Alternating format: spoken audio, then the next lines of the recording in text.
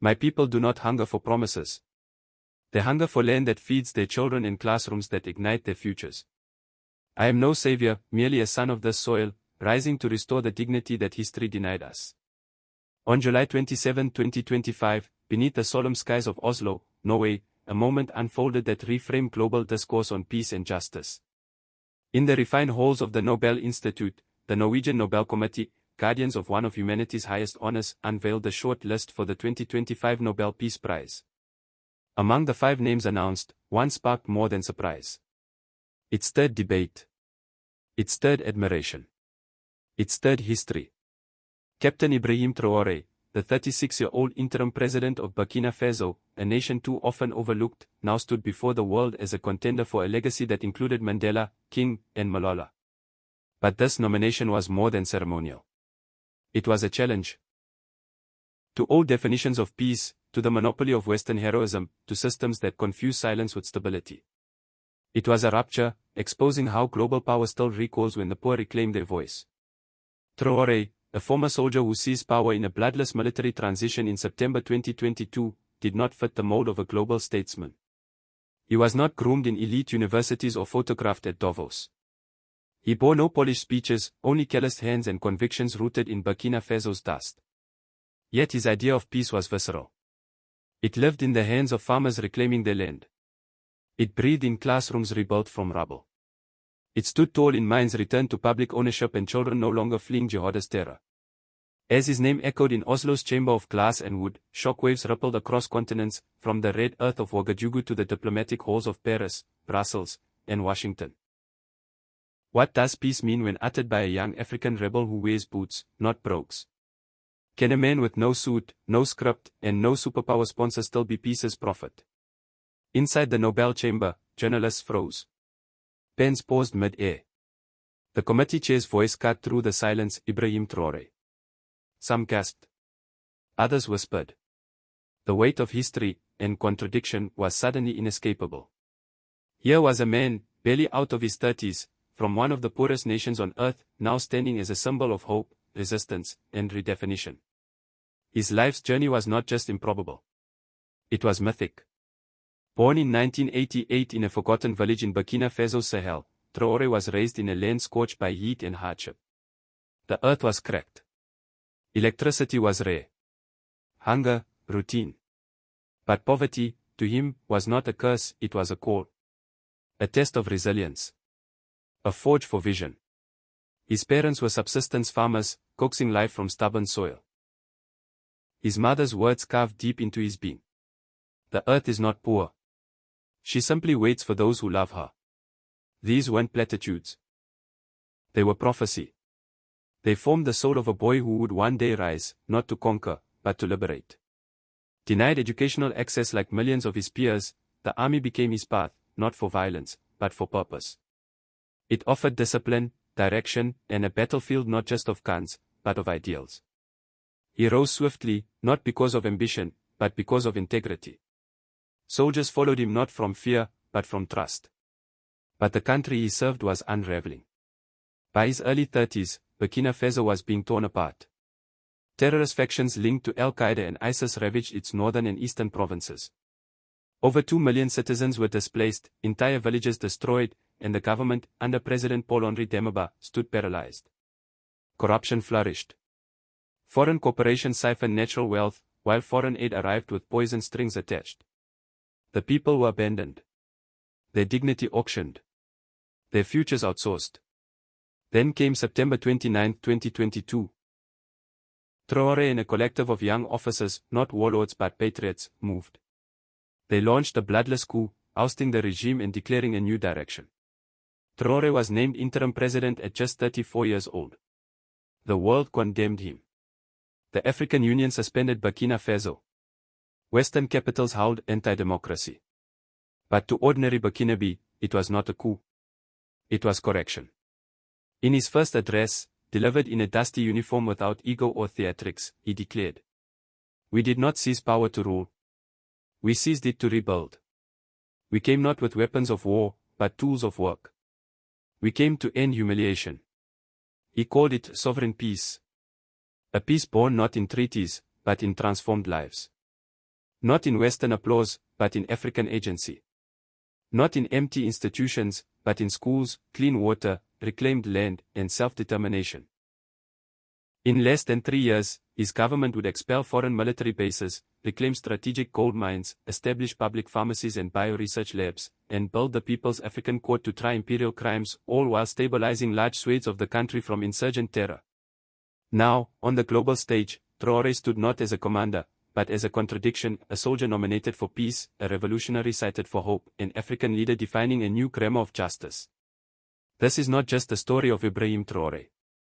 This is the emergence of a new archetype of peace, one born not from compromise, but from courage. From the ground, not the clouds. From Africa, not in spite of it, but because of it. We came to rebuild.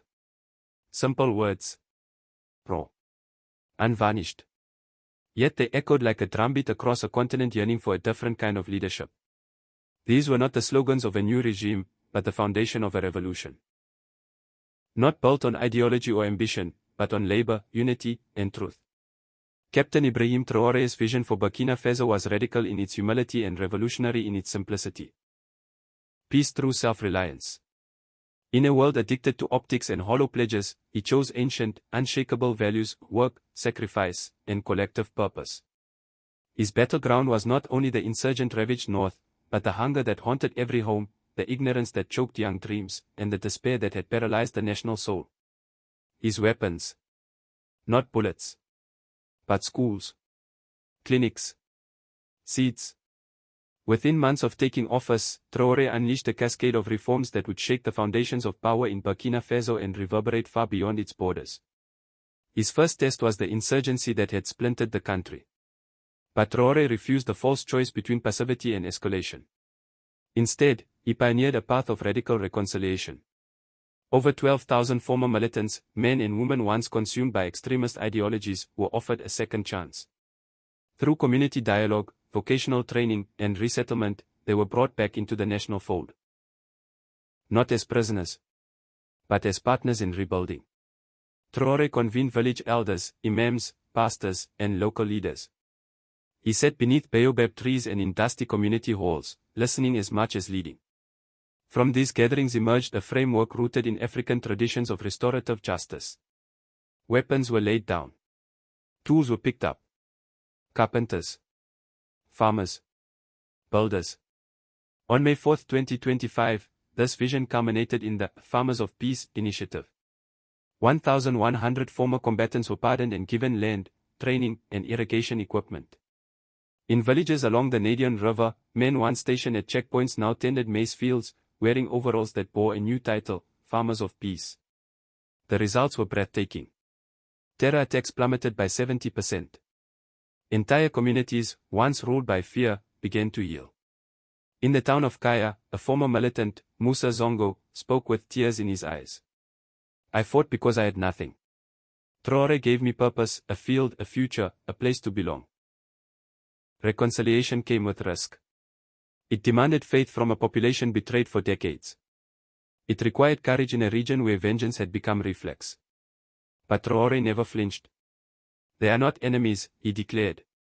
They are our brothers and sisters, lost in the shadows. Our duty is to bring them back to the light.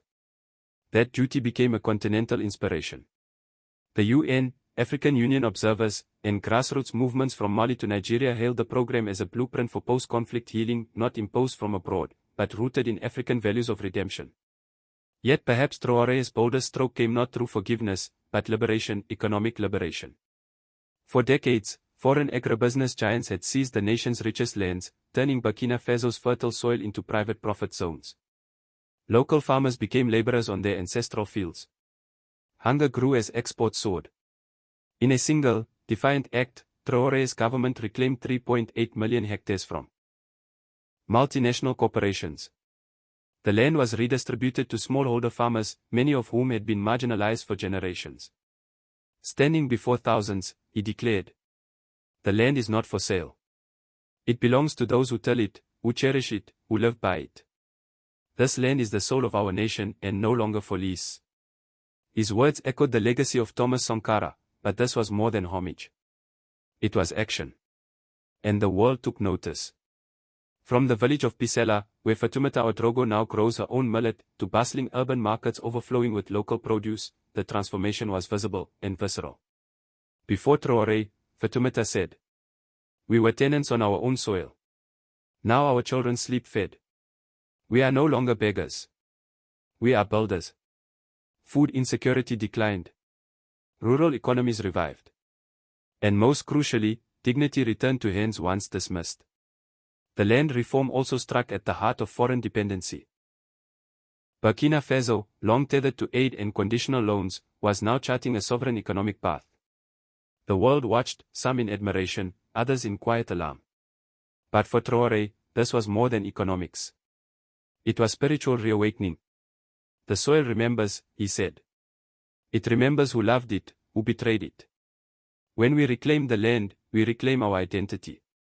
In Gorom, market vendor Issa Diallo echoed the sentiment. "When Traoré gave us back the land, he gave us back our pride."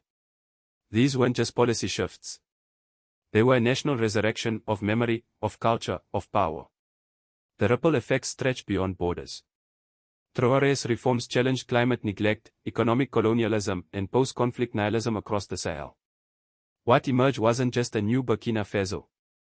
It was the blueprint of a new Africa, self-sufficient, reconciled, and unafraid to write its own story.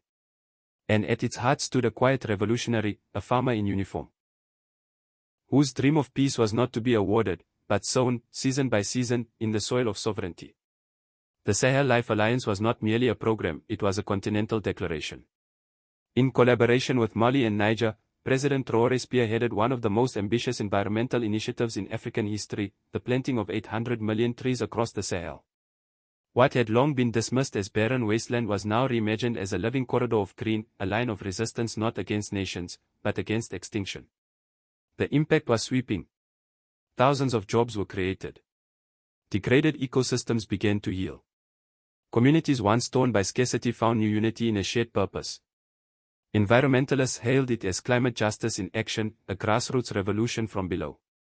Scientists from around the world marveled at its scope and coordination. For the first time, desertification slowed. Microclimates shifted. Dust storms lessened. The Sahel was fighting back. With life. In the village of Tetuo, women who once walked miles for firewood now nurtured saplings beside their homes. Their hands, once blistered from toil, now planted life into the earth. "We are not just planting trees," Traoré said. "We are planting a future where our children can breathe. Where our land can live." The Sahel Life Alliance became a beacon, a global symbol of what collective action, rooted in African agency, could achieve. It was also a diplomatic breakthrough. For decades, the Sahel had been a battlefield for foreign militaries, corporations, and climate neglect. Now, Burkina Faso, Mali, and Niger stood shoulder to shoulder, not as victims, but as vanguards. Even skeptical Western diplomats took notice.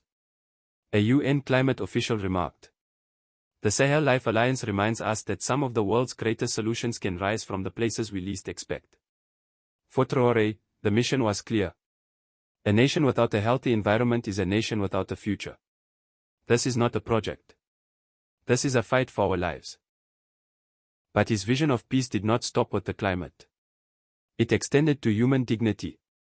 Traoré's government cut bureaucratic spending by 60%, channeling those resources into the twin pillars of education and healthcare. In just 18 months, Burkina Faso built 2,400 new schools and 700 healthcare centers, a feat that stunned development experts across Africa and the world. Where children once studied under trees, exposed to heat and storms, modern classrooms now stood. Where women once walked for days to find medical care, clinics now stocked with medicine and staffed by trained workers opened their doors. In the village of Benora, teacher Emanota Kone described the transformation. "My students used to arrive hungry, tired, barely awake. Now they eat lunch, they learn, they laugh. They dream again." Nutrition became the foundation of this educational revival. Through a nationwide school meals program, 95% of rural primary school students received free daily lunches, made from locally grown food. This not only boosted school attendance and performance, but strengthened agriculture, giving local farmers a stable market for their crops. It was a virtuous cycle. Education fed by agriculture. Agriculture empowered by education. Healthcare, too, witnessed unprecedented gains. Maternal mortality fell. Malaria deaths dropped. Clinics reached even the most isolated corners of the country, carrying not just medicine, but hope. In the village of Nuna, Mother Fatoumata Diop spoke with quiet gratitude. I used to pray through the night, wondering if my children would live. Now I walk to the clinic and I know they will. The speed and scale of these reforms were staggering. Not promises, but results. Not theory, but transformation. We are not building for awards, Traoré said. We are building for our people, for their dignity, for their future. And at the heart of it all stood the Farmers of Peace, launched in May 2025, and now considered one of the most visionary peace initiatives in Africa.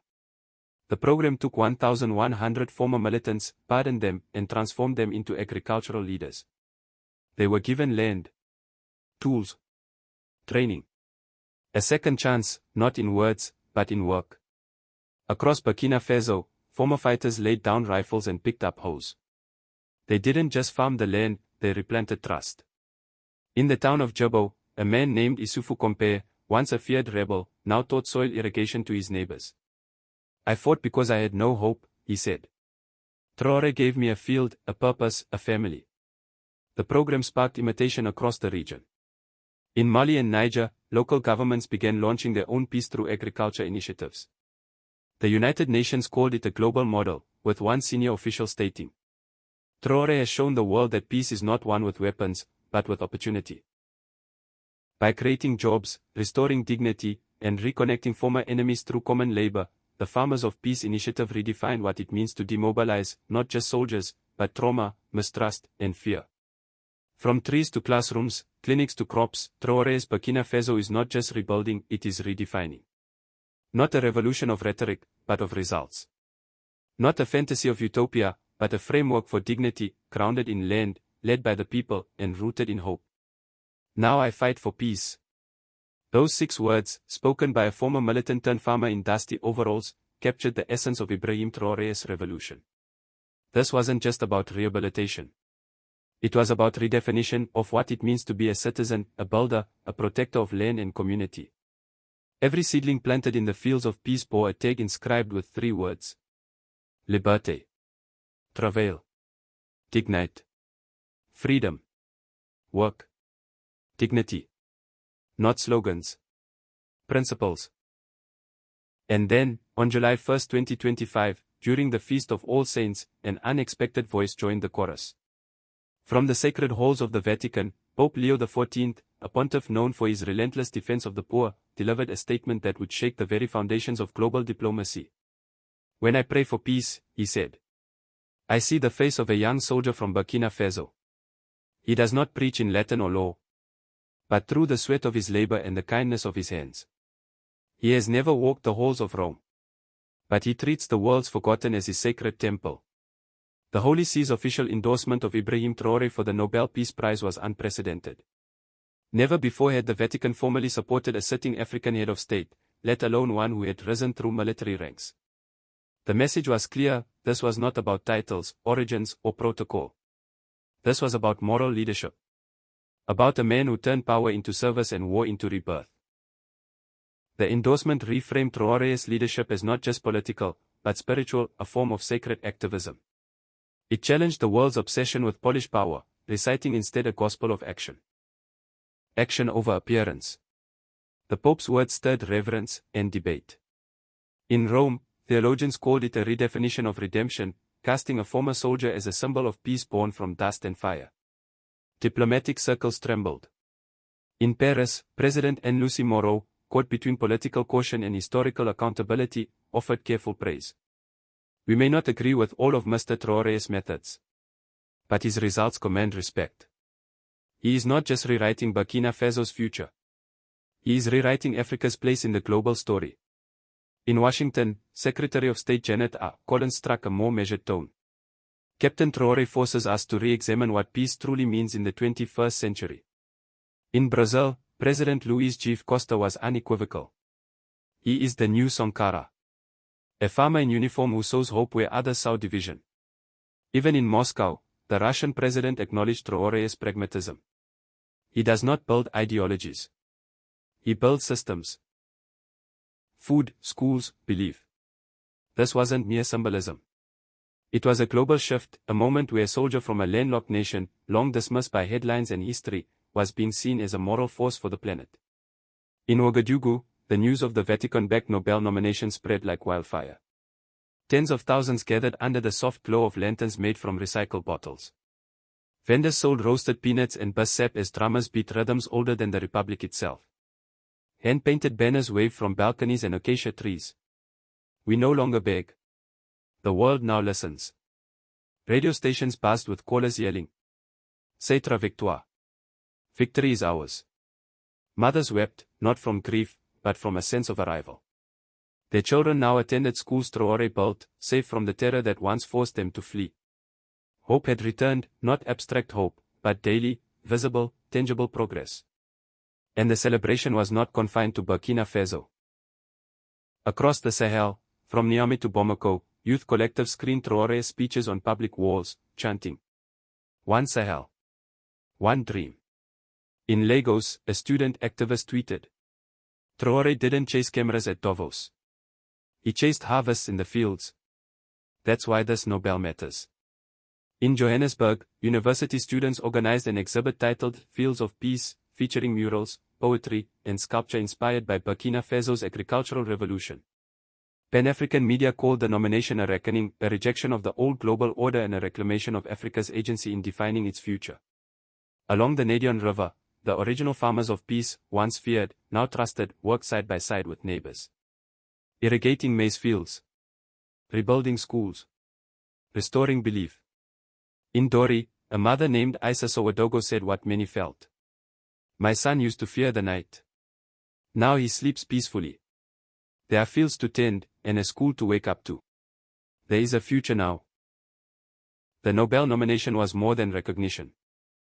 It was vindication of a model of peace forged not in conference halls but in villages, fields, clinics, and classrooms. Of a vision that dignity cannot be delivered, it must be built. And the world was finally listening. It was more than an award. It was a vindication. A validation of a people's endurance. Of a small, landlocked nation, once dismissed as a geopolitical footnote, now standing at the helm of a new global conversation on peace. The announcement of Ibrahim Traoré's Nobel Peace Prize ignited something far larger than celebration. It lit the fuse of a Pan-African awakening. In Accra, students held candlelit vigils on university lawns, their faces lit by soft flames and fierce conviction. As they passed around copies of Traoré's speeches, they didn't just talk of Burkina Faso, they debated self-reliance as a political weapon. In Kinshasa, youth collectives painted murals of tractors beside doves, organizing forums to explore how rural reform could dethrone elite neglect. On social media, #NobelForAfrica exploded. Not as a trend, but as a rebuke. A statement from Africa's youth: we no longer revere men in suits giving speeches in Geneva. We honor those who plant seeds in our soil. In Nairobi, one young journalist wrote, "Traoré has shown us that peace is not a gift from the West. It is a harvest we grow ourselves." And on July 28, 2025, just one day after the announcement, something unprecedented happened. The leaders of Burkina Faso, Mali, and Niger stood shoulder to shoulder in Ouagadougou for a press conference that felt less like politics and more like prophecy. The message was clear: this was not the glory of one man. It was the uprising of a continent. Together, they unveiled the Joint Civil Command of the Sahel, a new body to coordinate regional efforts in food security, post-conflict healing, and rural healthcare. Not just policy, but purpose. Not foreign aid, but continental cooperation. From Guinea to Togo, neighboring nations sent formal congratulations. But their statements carried more than polite applause. They hinted at something deeper, that Traoré's model of sovereignty through soil, of unity without dependency, could serve as a blueprint for African resurgence. Inside the halls of the African Union, the nomination sparked intense debate. Long-held policies that shunned governments born of military transitions came under fire. One commissioner, speaking anonymously, said, "We cannot judge a leader by how they rose. We must judge them by the roads they paved, the schools they built, and the lives they lifted." Calls grew louder to revise the AU's rapid response mechanism. The old definitions of legitimacy, crafted in colonial shadows and measured by donor approval, no longer fit. Even in Western capitals, where Traoré had once been dismissed as a populist, the tone shifted. Diplomats from Europe and the United States, though still cautious, began to speak of his growing legitimacy. International lenders, once spurned by Traoré's rejection of IMF dependency, quietly reopened dialogue with Ouagadougou. The move was telling. A quiet admission that his radical blueprint, rejecting debt traps, nationalizing key sectors, investing in people, was not just working. It was transforming. His nomination became a mirror held to the global order. For too long, Africa had been a chessboard. Its borders drawn by colonists. Its leaders lectured by creditors. Its resources extracted by outsiders. But Traoré flipped the board. He painted over it with the colors of self-determination. With calloused hands and defiant words, he banned foreign mining cartels, built state-run food programs, and turned away IMF loans with the calm of a man who had seen the price of dependency. And the results were irrefutable.